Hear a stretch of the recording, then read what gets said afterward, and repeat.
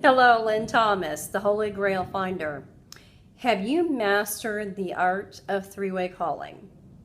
Well, regardless of whether or not you're building your business online and you're doing a great job generating leads and having attraction marketing working for you, where people are coming to you, so you're not having to do a lot of the typical prospecting that we see in most home businesses. Regardless of that, there are plenty of home businesses where three-way calling is going to be an integral part of your success formula. So, if that's true in your home business, mastering three-way calling is essential to your success. So, talking today about the formula for a three-way call, a very successful three-way call. Obviously, the technological part of it, I hope you know how to do. If not, I'll address that in another video. But today, just looking at the formula for actually connecting someone. Best practice number one is always have the person who is your downline or your customer on the call first, and then bring in the person who is going to be sharing their story for you or helping you with the appointment if it's a prospect.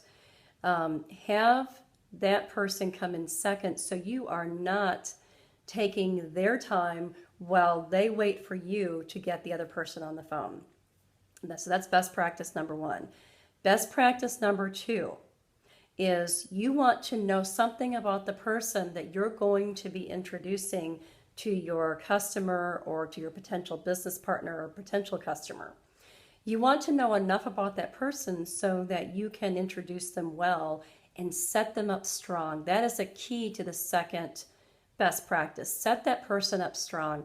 You want to set that person up as a leader in that field, depending on the situation, maybe even an expert.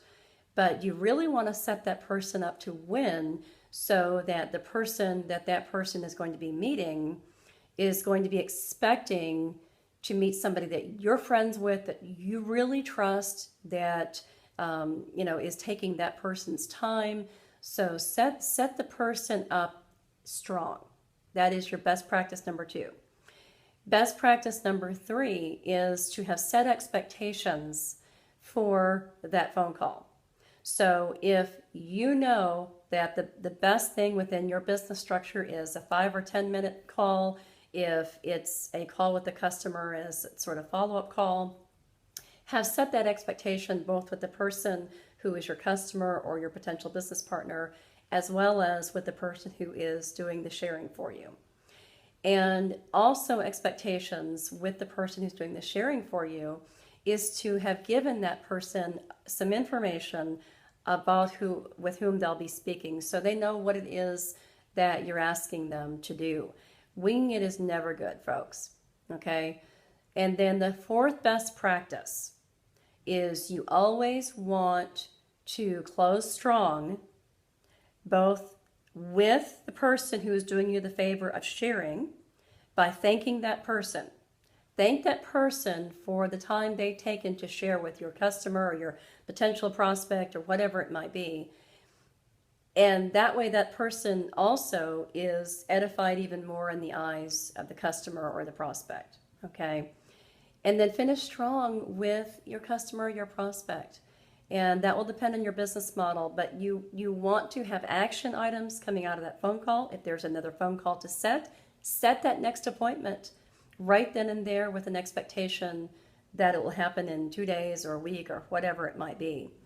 And don't thank that person, because it is customer service you're providing, but they need to understand what it is that they are getting. They're getting your time, they're getting the time of this other person, so thanking them is not the best practice.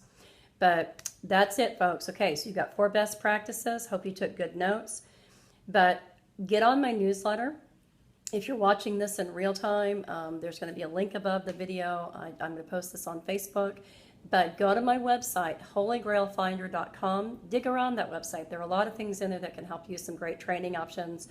But there's a box, get on my newsletter, and I share a lot of other things on newsletter that I simply don't share here. So I hope this has been helpful to you. Be sure to like, share, and comment if it has been, and I look forward to getting to know you better. God bless, and don't forget to go light your lamp.